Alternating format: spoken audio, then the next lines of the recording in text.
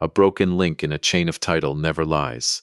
22 days before our 24th wedding anniversary, I found one filed under my wife's boyfriend's name. Welcome back to the channel. Grab your snacks, get comfortable, and remember, every villain in these stories thought they were the smartest person in the room. They were not. Subscribe so you never miss a story. My name is David Kessler. I'm 54 years old. I've spent 27 years as a title examiner in Pittsburgh, Pennsylvania, which means I spend my working life doing one very specific thing. I trace who actually owns a piece of property, deed by deed, transfer by transfer, all the way back to the beginning until I can say with certainty that the chain has no breaks in it. My father taught me the trade in a two-room office above a hardware store on Butler Street. He used to say the same sentence to every new examiner who walked through that door, and he said it to me more times than I can count.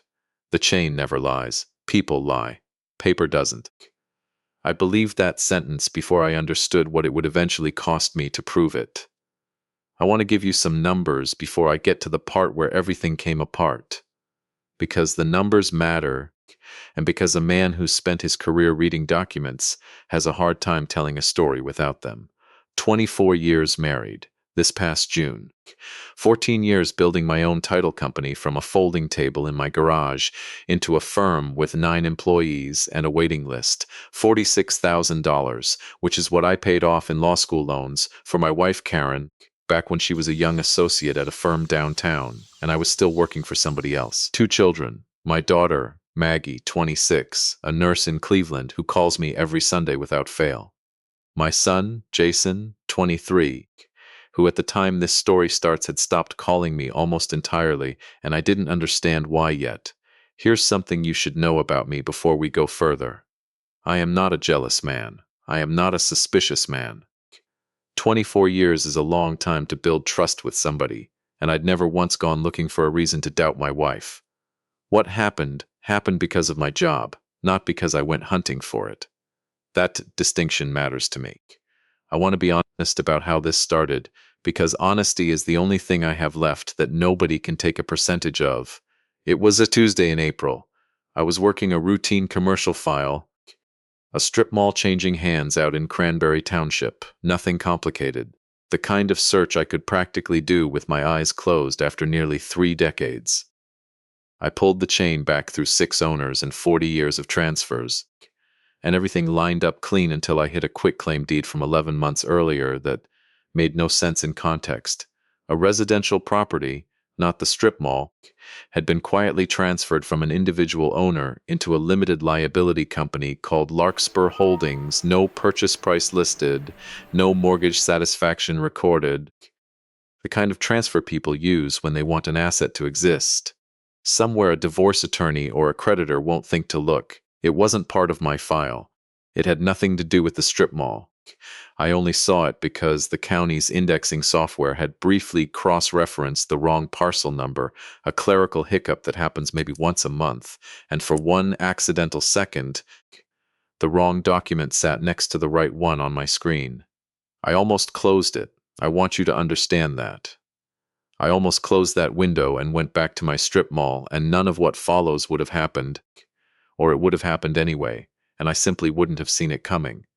But 27 years of chasing broken links in a chain does something to a person's eye. You stop being able to look away from an anomaly. It's not curiosity anymore by that point in a career. It's closer to a reflex, the way a doctor can't help noticing a stranger's limp on the street. I looked at the name of the individual who had transferred the property. Marcus Reyes. I knew that name. I had known that name for 11 years.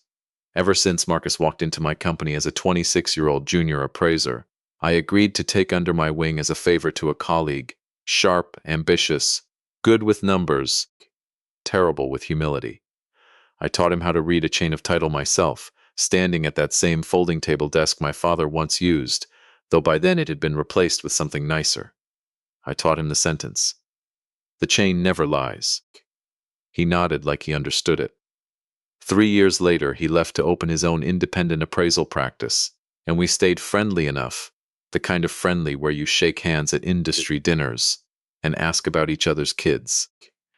I looked at the name of the LLC's registered agent filed with the state 4 months before the property transfer.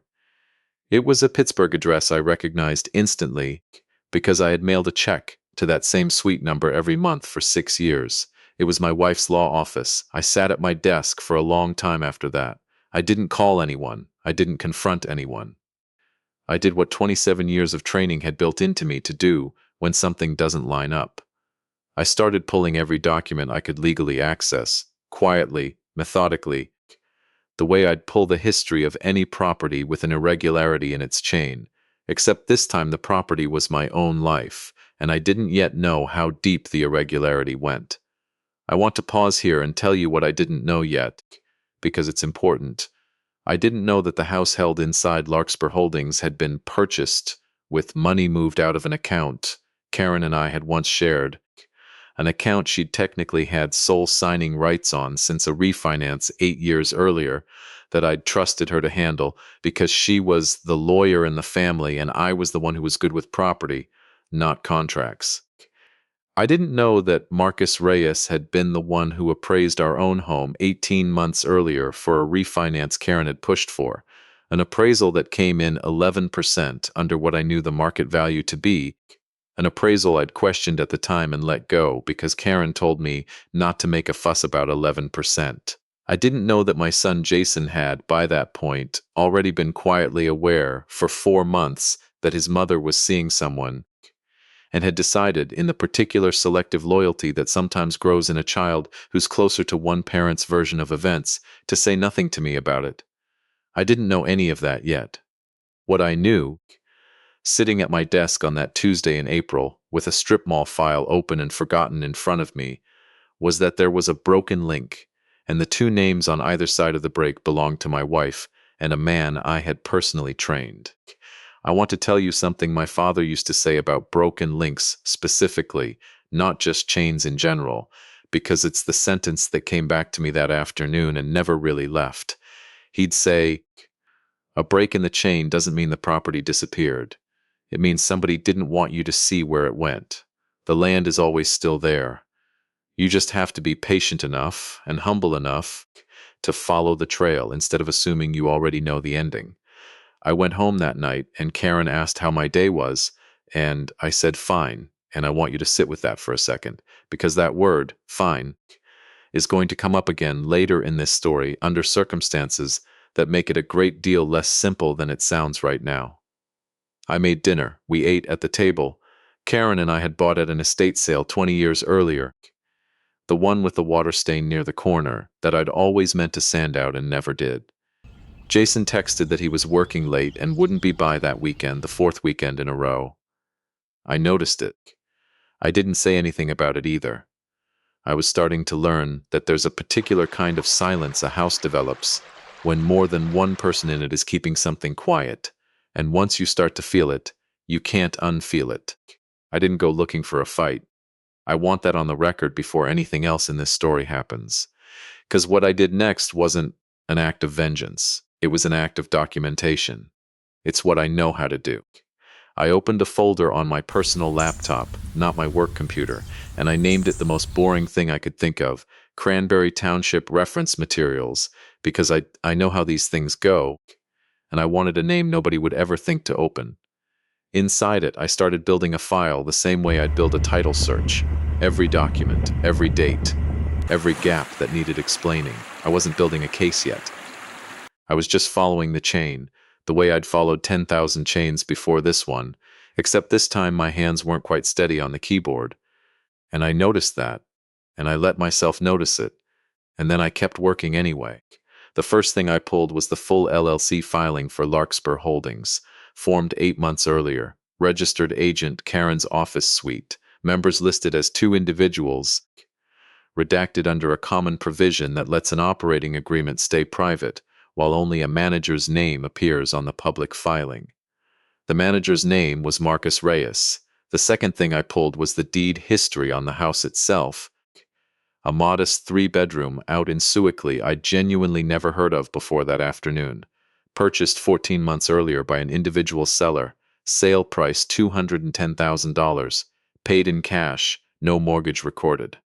I want you to think about that for a second the way I had to. $210,000 in cash is not pocket change for a junior appraiser 6 years into his own small independent practice. It is, however, almost exactly the amount that had moved out of the joint account Karen controlled in 3 transfers over the preceding year and a half. Transfers I'd seen on our statements and asked about once and been told were for a client trust matter tied to her firm, a phrase I had no reason at the time to disbelieve, because I trusted the woman I'd been married to for 22 years at that point, going on 23. The third thing I pulled, and this is the one that made my hands go cold at my own kitchen table 3 nights later, while Karen was at what she called a late deposition prep, was the transfer that had accidentally crossed my screen in the first place. 11 months after buying the house individually, Marcus Reyes had quietly deeded it into Larkspur Holdings, the kind of move you make when you want a piece of property to stop having your personal name attached to it in any public record a person might casually search. The kind of move a man makes right around the time he suspects somebody's marriage is heading toward a settlement negotiation, and he doesn't want a $210,000 house showing up as a personal asset that a forensic accountant might ask uncomfortable questions about. I sat with that file open until almost 1 in the morning. I didn't cry.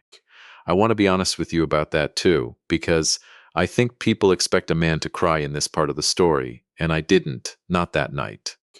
What I felt was closer to the sensation you get standing at the edge of a property you've searched for hours when you finally find the deed that makes the whole chain make sense. And it isn't relief exactly. It's something colder and more clarifying. I felt the last 24 years of my life rearrange themselves into a shape I hadn't chosen and couldn't unsee. I thought about my father a great deal that night, more than I had in years.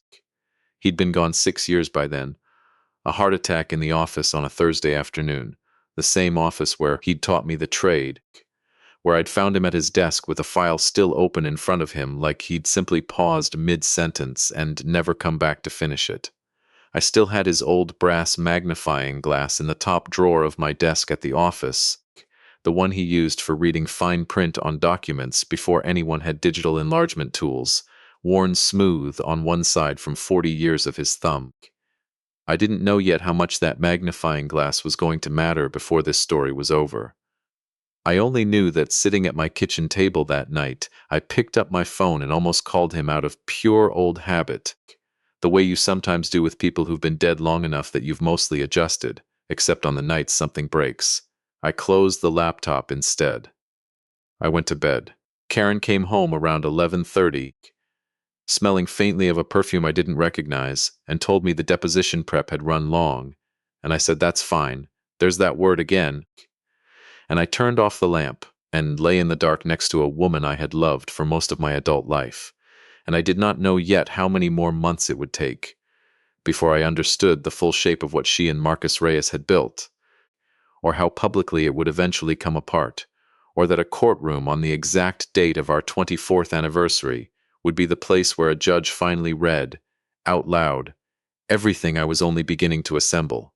I didn't know it yet, but the folder on my laptop was going to grow for the next 7 months before I ever showed it to a lawyer.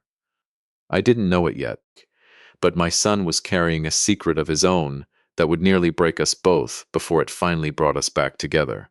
And I didn't know it yet, but the man laughing at me from the gallery of Allegheny County courtroom on a cold morning the following spring had absolutely no idea that the woman beside him had already started planning what she'd do once she didn't need him anymore either.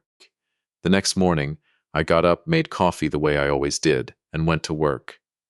I said good morning to Karen. She said good morning back. Nothing in the house looked any different than it had the day before. But I had started pulling a thread, and 27 years in this profession had taught me one more thing my father never had to say out loud, because I'd learned it myself the hard way on other people's ruined chains of title long before it became the story of my own. Once you start pulling a thread like that, you don't get to stop until you reach the end of it, not because you want to keep pulling, because the thread doesn't care what you want. It just keeps unraveling one deed, one date, one uncomfortable coincidence at a time, whether you're ready for what's on the other end or not. I went back to my strip mall file that Wednesday morning and finished the search I'd been paid to do. Clean chain, no breaks. Closing scheduled for the following week, an entirely unremarkable property that happened to share a filing system with the most remarkable discovery of my adult life. I filed my report, I billed my hours, and then, after everyone else in the office had gone home, I sat back down at my desk, pulled my father's old magnifying glass out of the drawer for no practical reason at all, except that holding it steadied something in me, and I opened the Larkspur Holdings file again. The chain never lies, my father used to say. People lie. Paper doesn't. I was about to spend the next several months proving him right in a way neither of us had ever imagined. The sentence apply to spring turned into summer, and the folder on my laptop stopped being 3 documents and became 41. I want to walk you through how a quiet man builds a case without anyone in his own house noticing, because that's a skill nobody teaches you, and I had to learn it the same way I learned everything else in my life, by doing it slowly and refusing to make a mistake I couldn't undo. I didn't confront Karen. Not yet. I kept working the way I always had, kept making dinner on the nights it was my turn, kept driving out to Cranberry Township and Sewickley and every other township in Allegheny County for my legitimate files, and in between, quietly, methodically, I built. I pulled bank records I was legally entitled to as a joint account holder, going back 3 years. I found the pattern once I knew what to look for. Small transfers first, 800 here, 1200 there, described on the statements in the vague language people use when they don't want a description at all. Then, 14 months before I found the deed, 3 larger transfers totaling $211,000 moved into an account at a bank we'd never used together, an account Karen had opened using her business as the stated purpose, a business that, as far as I could tell from every filing I could legally access, had never actually needed that much liquid cash for any legitimate operating reason. I found the appraisal Marcus Reyes had done on our own house 18 months earlier, the one that came in 11% under market.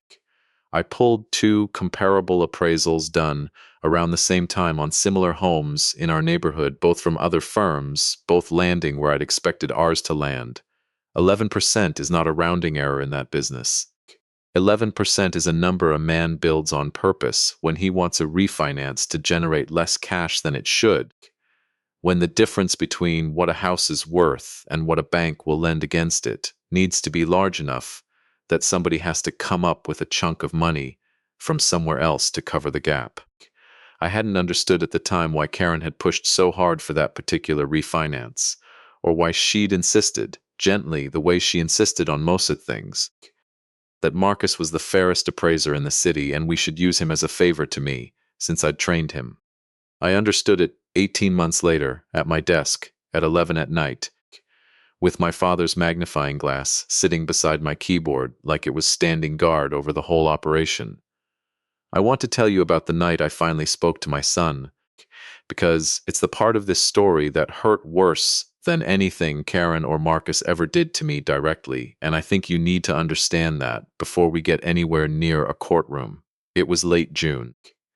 Jason had been distant for months at that point, the calls thinning out to almost nothing, the visits shrinking to holidays and not even always those. I'd chalked it up to him being 23 and busy and building his own life, the way you tell yourself comfortable stories about your children, because the alternative is too painful to sit with. I drove out to his apartment on a Thursday evening without calling first, which wasn't like me, and I brought a bag of the sesame noodles from the place he'd loved since high school, because some habits from being a father don't go away just because your son has stopped answering your texts. He opened the door, and something in his face told me immediately that this wasn't going to be the easy visit I'd planned for. He let me in. We sat. I put the noodles on his coffee table, and neither of us touched them. "Dad," he said, before I'd even gotten my jacket off, "why are you here?" Not a question. A statement dressed up as a question, the way people talk when they already know something is coming, and they're trying to control the pace of it. I told him the truth, because I'd decided somewhere in the previous 2 months that I wasn't going to lie to my own children. The way it was becoming clear, other people in this story had been lying to me. I told him I'd found some things in my work that concerned me about his mother, and that I wanted to know if he'd noticed anything strange. I watched his face while I said it. I've read a lot of documents in my career. I've gotten fairly good at recognizing when something doesn't line up, whether it's on paper or on a person's face, and what I saw on my son's face in that moment was not surprise. It was the particular exhausted stillness of someone who has been carrying a weight for a long time, and has just been asked, finally, to set it down. "How long have you known?" I asked him. He didn't answer right away. He picked up one of the containers of noodles and turned it over in his hands without opening it, and when he finally spoke, his voice had the flat, careful tone of someone reciting something they've rehearsed in their head many times without ever planning to say it out loud. "Since February," he said. 4 months. My son had known for 4 months. He told me he'd seen Karen and Marcus together at a restaurant downtown, not hiding particularly well. The kind of not hiding that happens when two people have stopped being careful because they've convinced themselves nobody who matters is paying attention. He told me his mother had found out he'd seen them 3 days later and had sat him down and told him it was complicated, that his father and she had been unhappy for a long time, which was news to me, genuine news, the kind of thing a person needs to hear before they're blindsided by it in a much worse way later. She'd told him not to say anything to me, that she'd handle it herself, that she needed time, that bringing it up before she was ready would only hurt everyone, including me. I asked my son why he'd listened to her. "Because she's my mom," he said, and there was real pain in it, the kind that made me put my anger away for a moment and just look at him, at this young man who'd been asked to hold something no child should be asked to hold, and who'd done what a lot of children do in that position, which is protect the parent who asked first, not necessarily the parent who deserved it more. I want to be fair to Jason here because he's not a villain in this story, even though for a period of about 4 months, watching him from the outside, a person could have mistaken his silence for something colder than it was. He was 23 years old. His mother had told him a version of events designed to make her the reasonable one, and me the unfortunate casualty of a marriage that had simply run its course, and he had no way of knowing, sitting in that restaurant parking lot in February, that his father would eventually pull a broken chain of title out of a filing accident and discover that this wasn't a marriage quietly ending. It was a marriage being systematically dismantled and liquidated for the benefit of 2 people, one of whom he'd known his whole childhood as someone I'd personally mentored. I told Jason what I'd found. All of it. The LLC, the house, the appraisal, the transfers. I watched something in him go rigid and then break. The same rearrangement I'd felt in myself 2 months earlier, except faster, because he was hearing the whole shape of it at once instead of assembling it piece by piece over sleepless weeks. "She said you two were just unhappy," he said quietly. "She didn't say anything about money." "I know," I said. "She used your name to open that account with the business purpose thing, didn't she? She used your business to make it look legitimate." He'd figured that part out faster than I expected, and I felt an odd, complicated pride in that, my son's mind working the way mine did, even in the middle of the worst conversation either of us had had in years. "I think so," I said. "I haven't confirmed the account ownership piece yet. I will." He was quiet for a long moment. Then he said something that I've thought about many times since, because it was the moment the 4 months of distance between us finally closed. "I should have told you in February. You were protecting your mother," I said. "That's not a crime, Jason. It felt like one. Every time you called and I didn't pick up, it felt like one.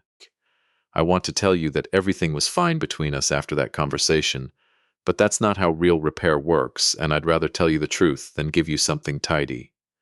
Jason and I sat in near silence for another hour that night, working through a version of the story where his allegiance had quietly shifted, without either of us naming it out loud until then. But something did change permanently in that apartment. He started calling again. He started showing up. And 6 weeks later, when I finally hired a lawyer, my son was the first person outside that lawyer's office who knew, because I trusted him with it, and because he'd earned that trust back one Thursday night conversation at a time. I filed for divorce in August. I want to be precise about the sequence here, because it matters for what happens later in a courtroom. I did not confront Karen with the full file before filing. My attorney, a sharp, no-nonsense woman named Patricia Alvarez, who came recommended by a colleague at the county recorder's office, advised me strongly against tipping my hand early. Karen and Marcus had built what they'd built over roughly 18 months, patiently, believing nobody was watching closely enough to notice a house tucked into an LLC or 11% shaved off an appraisal. Patricia's advice was simple. Let them keep believing that for as long as possible.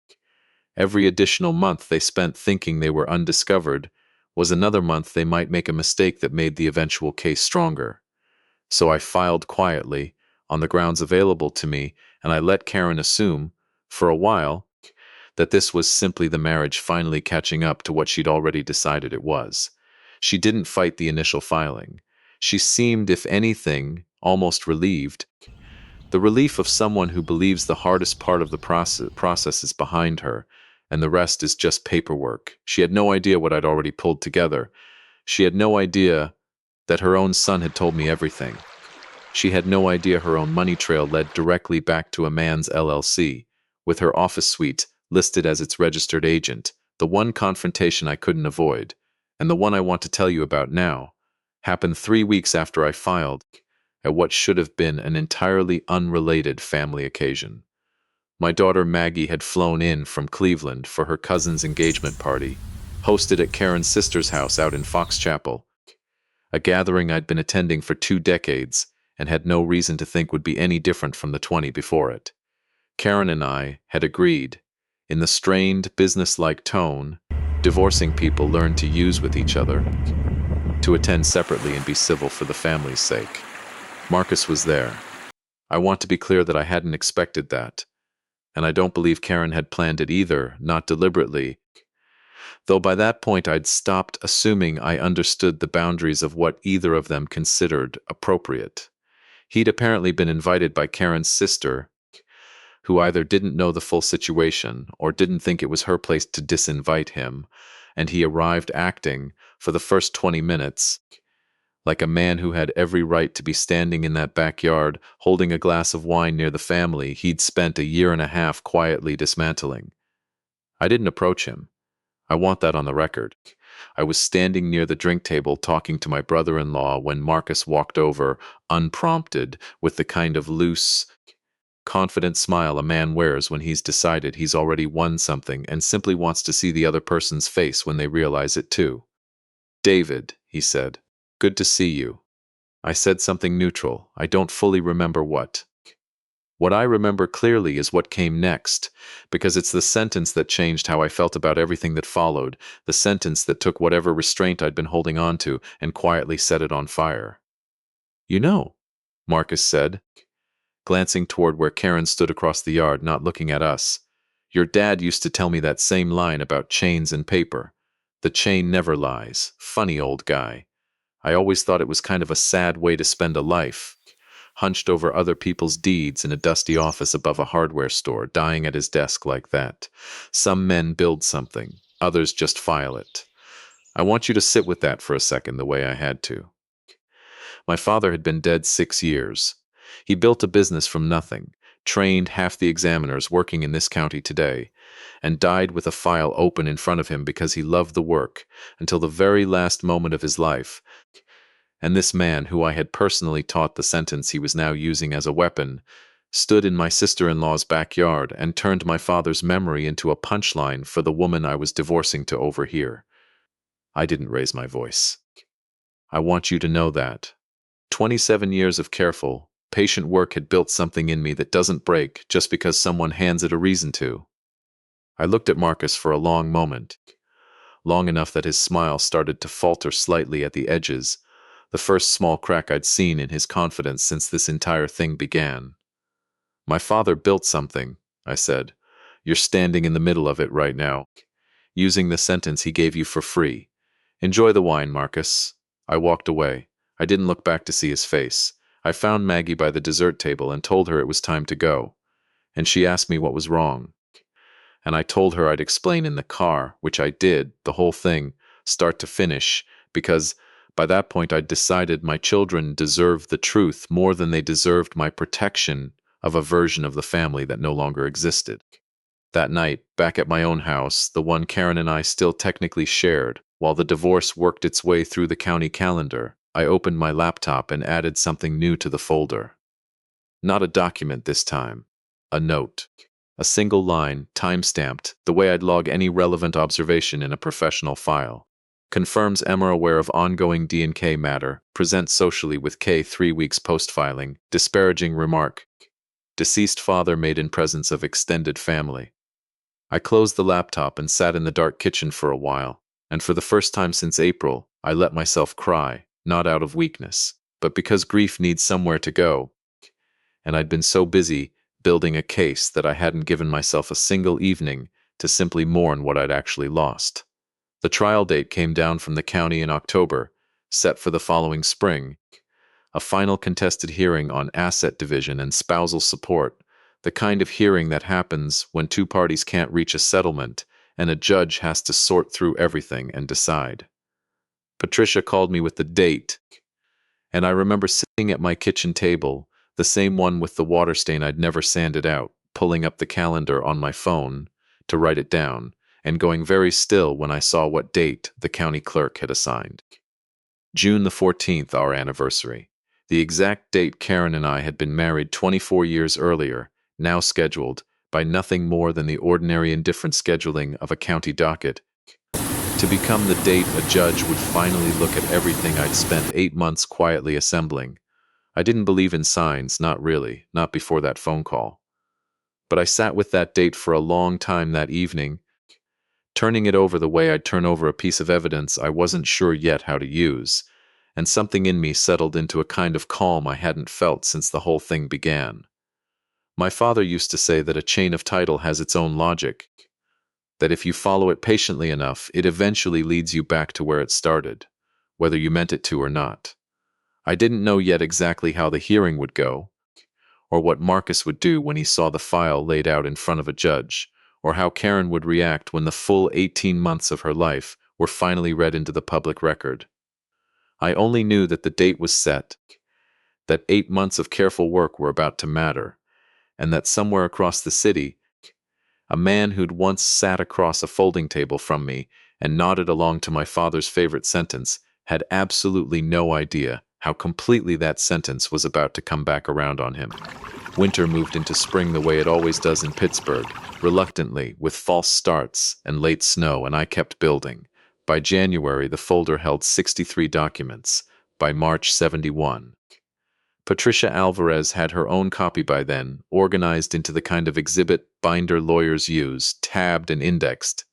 And every few weeks she'd call me with a new question that sent me back into county records for one more piece of the chain. I want to tell you honestly that there were nights during those months when the work felt less like building a case and more like performing an autopsy on my own marriage, laying it out organ by organ on a table and forcing myself to look at each piece without flinching. That's not a comfortable way to spend a winter. But my father used to say that the examiner's job isn't to feel good about what the documents show. It's to make sure the documents are right. I held on to that. I want to tell you about two people who mattered a great deal in those months, because a story like this isn't only about the people who wronged you. It's also about the people who show up. The first was my daughter Maggie. She flew in from Cleveland twice that winter, once for no reason at all, except that she said she wanted to see me, and once specifically to sit in Patricia's office with me while we went through the exhibit binder page by page, because she said she didn't want me doing that alone. Maggie has her mother's sharpness and her grandfather's patience, an odd, useful combination, and she found something in that binder that even Patricia had glossed over.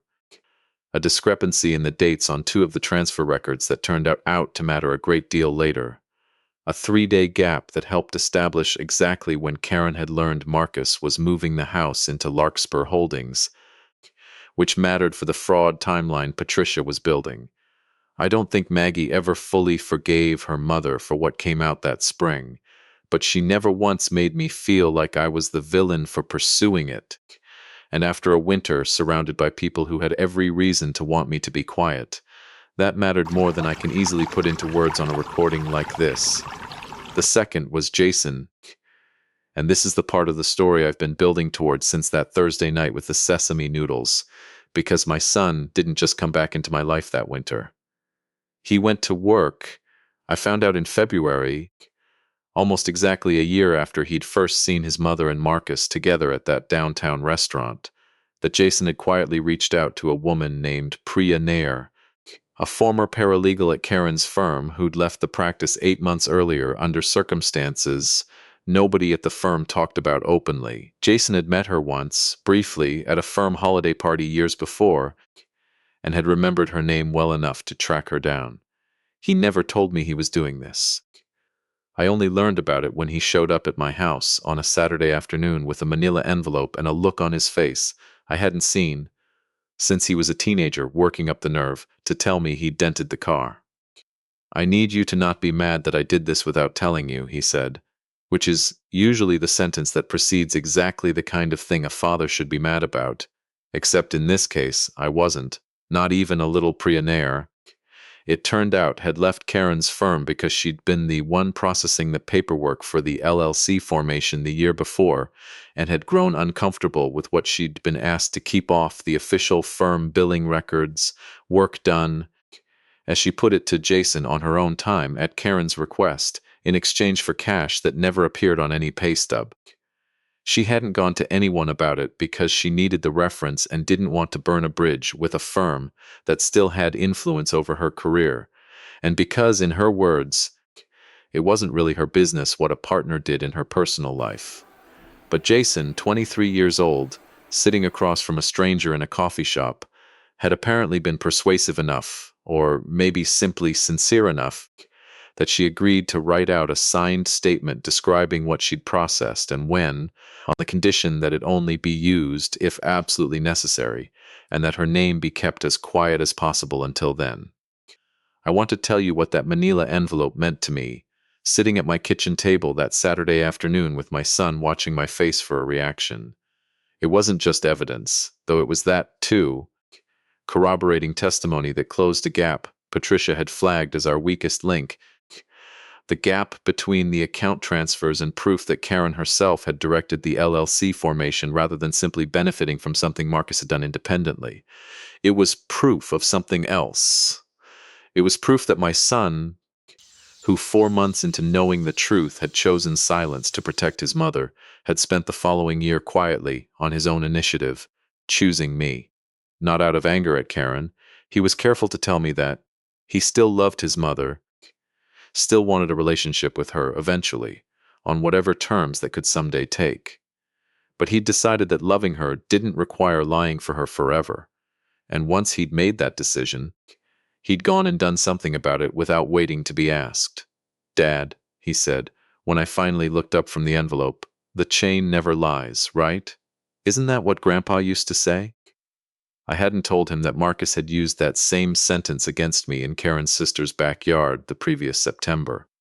I still haven't told him, actually, not directly, though I suspect Maggie mentioned it to him at some point. I just nodded, and my son, 23 years old, sat across from me at that kitchen table and said the thing that I think, more than any document in that entire binder, is the sentence I'll remember longest from this whole ordeal. "Then let's make sure it doesn't." Spring arrived. The trial date held June the 14th, and as it approached, I want to be honest that a kind of dread set in alongside the resolve I'd been building for 8 months. It's one thing to assemble a file in the privacy of your own kitchen at 11 at night. It's another thing entirely to know that file is about to be read into a public record, in a courtroom, in front of a judge, in front of Karen, in front of Marcus, in front of whatever family members chose to show up, and there was no way to know in advance who that would be. Patricia prepared me carefully. She walked me through what to expect, the order of proceedings, the questions she'd ask, the questions opposing counsel would likely ask, the exhibits we'd introduce, and roughly when. She told me something I've thought about many times since, sitting in her office 3 days before the hearing. Karen's attorney doesn't know what we have, she said. That's our advantage. Karen believes her attorney knows what we have, because Karen believes she covered her tracks well enough that there isn't anything to know. That gap between what she believes and what's actually true is going to matter more than any single document in this binder. I asked her about Marcus, whether he'd be there, whether he'd testify. He's listed on their exhibit list as a witness regarding the property appraisal, Patricia said, which tells me they're planning to use his valuation of your business and your home to argue for a larger settlement on Karen's behalf, using the same 11% under number you flagged to me back in the fall. They have no idea we know exactly why that number is what it is. I thought about Marcus standing in that backyard the previous September, wine glass in hand, telling me my father had died, a sad man hunched over other people's paperwork. I thought about the fact that he was about to walk into a courtroom and put his professional credibility behind a number he'd manufactured specifically to help Karen extract more money from a divorce he'd helped engineer, apparently without once considering that the man who'd trained him to read a chain of title in the first place might be sitting on the other side of that courtroom with 8 months of quiet, patient work in a binder on the table in front of him. I didn't sleep well the night before the hearing. I got up before dawn, made coffee, and sat at my kitchen table with my father's old brass magnifying glass in my hand, turning it over the way I had so many nights that year, though I don't fully know what I was looking for by holding it. Comfort, maybe, or permission. I thought about the sentence, "The chain never lies." And I thought about how strange it was that a phrase my father had said, almost as a throwaway habit, the kind of thing you say so many times it stops sounding profound, even to yourself, had ended up being the exact axis this entire year had turned on. People lie. Paper doesn't. I'd spent 8 months proving that sentence true in a way my father, God rest him, could never have imagined when he first said it to a 26-year-old junior appraiser, standing at a folding table above a hardware store on Butler Street. Jason drove me to the courthouse that morning. Maggie flew in the night before and met us there. My sister came, and my brother-in-law, the same brother-in-law I'd been standing next to when Marcus made his comment about my father the previous fall. Karen's sister did not come, which told me something, though I never asked her directly what. The Allegheny County Courthouse downtown is an old building, granite and marble, the kind of architecture built in an era that wanted its institutions to look permanent. I'd been in and out of buildings like it my whole career, pulling records, filing documents, the quiet infrastructure of ownership and transfer that most people never think about until something goes wrong. I'd never sat in one of its courtrooms as a party to a case. It felt different from the inside. Colder, somehow, despite the June morning outside. Karen was already there when we arrived, seated at the opposing table with her attorney, a tall, brisk man named Frank Dolan who had a reputation, Patricia told me, for aggressive settlement tactics and a habit of pushing cases to trial specifically because he believed most opposing parties would fold under the pressure rather than see it through. Karen looked thinner than I remembered, dressed carefully, the kind of careful that comes from a person trying very hard to project composure they don't fully feel. She glanced at me once when I walked in. I nodded.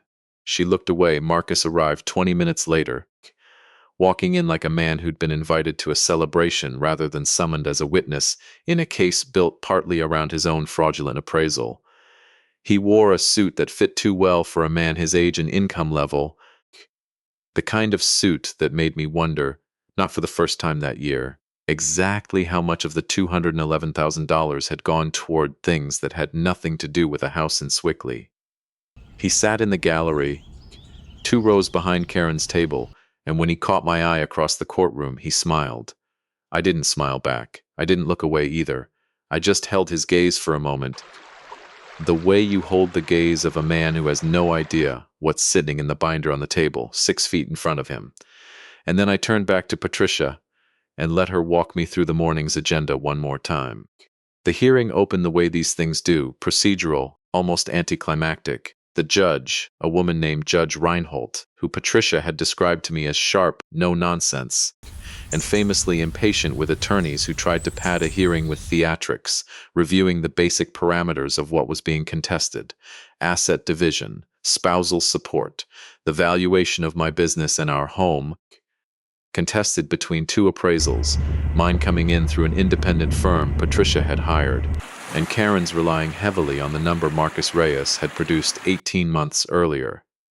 Frank Dolan opened for Karen's side with a straightforward argument: 24 years of marriage, a contribution to my early career she'd made by supporting the household while I built my business, an entitlement to a fair share reflecting both her legal career and her domestic contribution.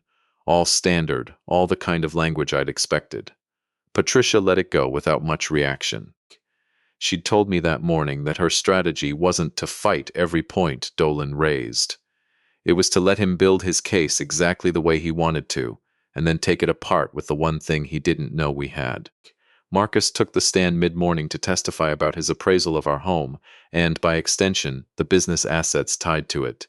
He was smooth on direct examination, confident, using terms I'd taught him a decade earlier with the easy fluency of a man who'd forgotten, or never fully understood, where that fluency had come from. He explained his methodology.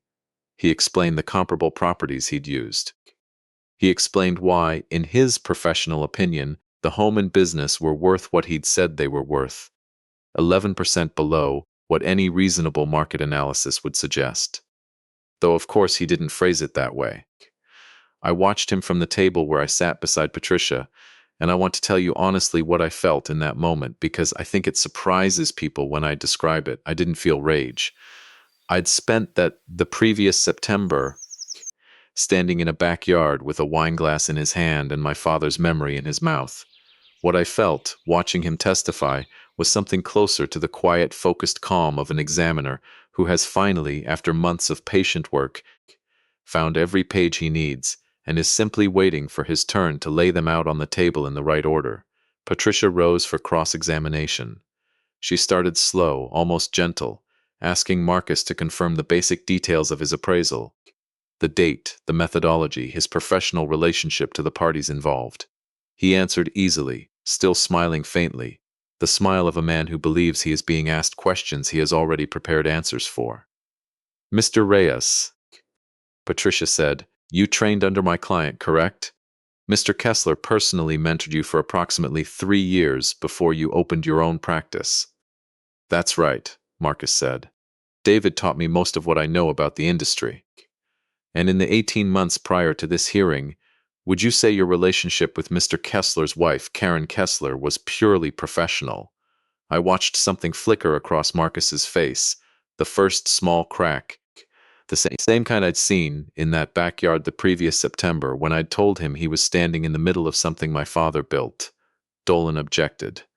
Judge Reinhold overruled him, telling him, in the flat, unimpressed tone Patricia had promised me she was known for, that the question went directly to the credibility of the witness's appraisal and she'd allow it. Marcus adjusted his tie. "We're friendly," he said. "I've known Karen for years."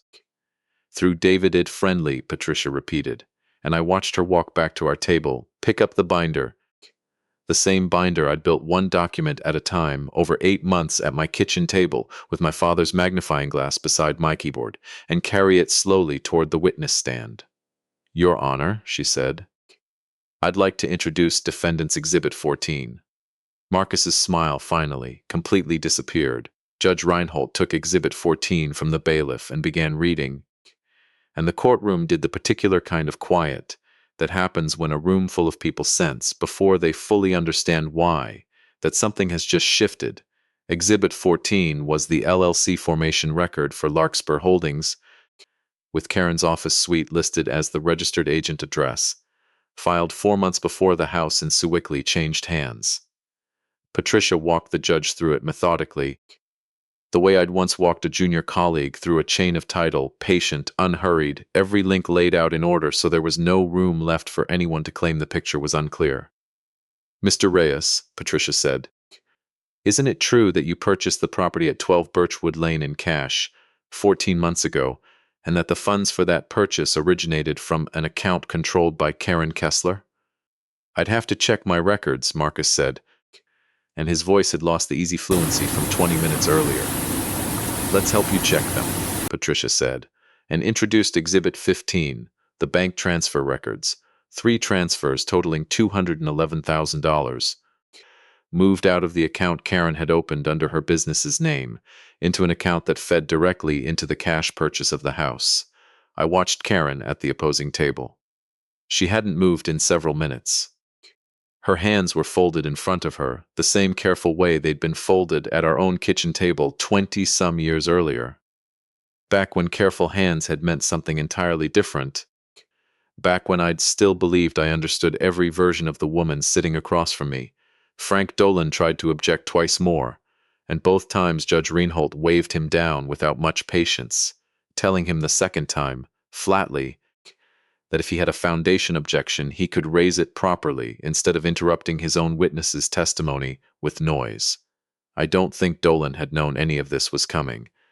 I watched his face during Exhibit 15, and it was the face of a man realizing, in real time, in front of a judge, that his client had not told him everything. Patricia introduced Exhibit 16 next, the sworn statement from Priya Nair, the former paralegal my son had found sitting in a coffee shop months earlier, describing the off-the-books work she'd been asked to do processing the LLC paperwork, paid outside the firm's official billing, at Karen's direct request. Dolan asked to see the witness in person. Patricia told him Ms. Nair was available to testify by deposition if the court required corroboration, but that the sworn statement, combined with the paper trail, spoke for itself. Judge Reinhold looked up from the exhibit and, for the first time that morning, looked directly at Karen. "Ms. Kessler," the judge said, "your attorney is going to want a recess before this goes any further, and I'm inclined to give him one. But I want to say, for the record, that what I'm looking at here is a pattern consistent with intentional dissipation of marital assets and possible fraud on this court regarding the valuation of those assets. That is a serious matter, and it's going to be treated as one." I didn't feel triumphant in that moment, and I want to be honest about that because I think people expect a man to feel triumphant when the truth finally lands the way you always hoped it would. What I felt was closer to grief, arriving late, the specific grief of watching 24 years of a shared life get reduced, correctly and necessarily, but still painfully, to a stack of exhibits with numbers on them. Dolan asked for the recess. The judge granted 15 minutes, and it was in that 15 minutes in the hallway outside the courtroom that the second half of what I'd been building finally surfaced, though I want to be clear that this part wasn't something I orchestrated. It happened on its own, the way a structure with a cracked foundation eventually finds its own way to fall. I was standing near the water fountain with Jason and Maggie when I heard raised voices from around the corner, near the elevator bank. Karen's voice, tight and furious, in a way I hadn't heard directed at anyone but me in years. And Marcus's voice, low, defensive, the confidence gone out of it entirely. I didn't go looking for it. Maggie did. She came back a minute later, pale, and told me what she'd overheard, and later, once the full picture came out through Patricia's contacts with Dolan's office, in the weeks that followed the hearing, I learned the rest. Marcus had never planned to stay with Karen. That was the second thing the folder never told me. The thing no title search or bank record could have shown me, because it wasn't written down anywhere. Marcus had, according to what Maggie overheard and what later surfaced through Priya Nair, who it turned out had also processed some of Marcus's own business paperwork before leaving the firm, been quietly positioning himself to take sole ownership of Larkspur Holdings once the divorce settled and Karen's exposure to marital asset claims had passed. He'd been telling a mutual acquaintance, weeks earlier, that once things settled down, he intended to buy Karen out of her interest in the LLC for a fraction of what it was worth, using her own eagerness to keep the whole arrangement quiet against her, the same way he'd once used my own trust in him against me. The man who had helped Karen hide $211,000 from her husband of 24 years had, the entire time, been quietly planning to take that same money from her. I want to tell you that hearing this gave me some satisfaction, and I won't pretend it entirely didn't. But mostly what I felt, standing in that hallway with my children on either side of me, was something closer to recognition. My father used to say that a chain of title has its own logic, that if you follow it far enough, it eventually leads back to where it started. I'd spent 8 months believing the end of that chain was Karen and Marcus, standing together, having built on something at my expense. What I hadn't accounted for was that a chain built on deception rarely holds together cleanly, even for the people who built it. It breaks in more places than the first person to examine it usually expects. When the recess ended, Dolan requested a private conference with the judge, and what emerged from it, over the following 2 hours of testimony and argument, was about as complete a collapse as I'd ever witnessed in any proceeding, legal or otherwise. Karen's attorney, faced with fraud exposure that could extend well beyond the divorce itself into questions about her professional conduct as an attorney, moved quickly to limit the damage. Judge Reinhold, having reviewed the exhibits, ruled that the $211,000 in dissipated marital assets would be credited entirely to my side of the settlement, effectively restoring what had been taken and then some, given the additional penalty the court assessed for the fraudulent appraisal Marcus had produced. The business and home valuations were reset to the independent appraisal Patricia had commissioned, the honest one, the one that reflected what 27 years of my own work had actually built. Spousal support, given the finding of intentional financial misconduct, was reduced far below what Dolan had originally argued for. And Marcus Reyes did not leave that courthouse simply as a witness who'd had an uncomfortable morning. Judge Reinhold, on the record, stated that she intended to refer the matter to the state's appraisal licensing board, given clear evidence of a fraudulently produced valuation submitted in connection with a legal proceeding, along with possible perjury exposure for his earlier testimony that his relationship with Karen had been friendly and professional. I don't know, as I sit here telling you this, exactly what became of his license in the following months, though Patricia told me later that these things move slowly and rarely end well for the person on the receiving end of them. I want to tell you about the moment right before we all left the courtroom that afternoon, because it's the image I keep coming back to when I think about how this whole story actually ended, more than any single ruling or exhibit number. Karen was still seated at her table, alone, Dolan a few feet away, speaking quietly into his phone, arranging, I assumed, whatever came next for a client whose case had just come apart in front of a judge. She looked over at me. I want to be honest and tell you that I felt no urge to gloat, no urge to walk over and remind her of anything. 24 years is a long time, and grief doesn't disappear just because a ruling goes your way. What I felt, looking at her across that courtroom, was closer to the quiet, tired sadness of a man closing out a file he'd worked far too long and far too hard on. Relieved it was finally finished, and sorry, in some complicated way I don't fully have words for, that it had ever needed to happen at all. I didn't say anything to her. I nodded, once, the same nod I'd given her that morning when we'd first walked in, and I turned and walked out of the courtroom with my son, on one side of me and my daughter on the other, out into a June afternoon that happened to be, by nothing more than the ordinary indifferent scheduling of a county docket, the exact date Karen and I had married 24 years earlier. We didn't celebrate that night, not exactly. Celebrate feels like the wrong word for what a family does after a day like that. But Jason and Maggie came back to the house with me, the same house with the water-stained kitchen table, and we ordered takeout, and at some point that evening, without either of us planning it, Jason picked up my father's old brass magnifying glass, which I'd brought with me to the hearing that morning in my jacket pocket, for no practical reason except that I'd wanted it near me, and he turned it over in his hands the way I had so many nights that year. "You should keep this at your desk," he said, "where Grandpa kept his." I told him I would. I still do. Here is what I've come to understand.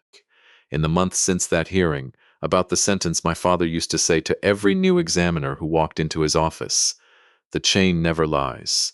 I used to think that sentence was about property, about documents, about the narrow professional world I'd spent my career in. I don't think that anymore. I think my father, whether he fully knew it or not, was talking about something larger than deeds and transfers. People will tell you a version of events designed to make themselves look reasonable and you look unfortunate.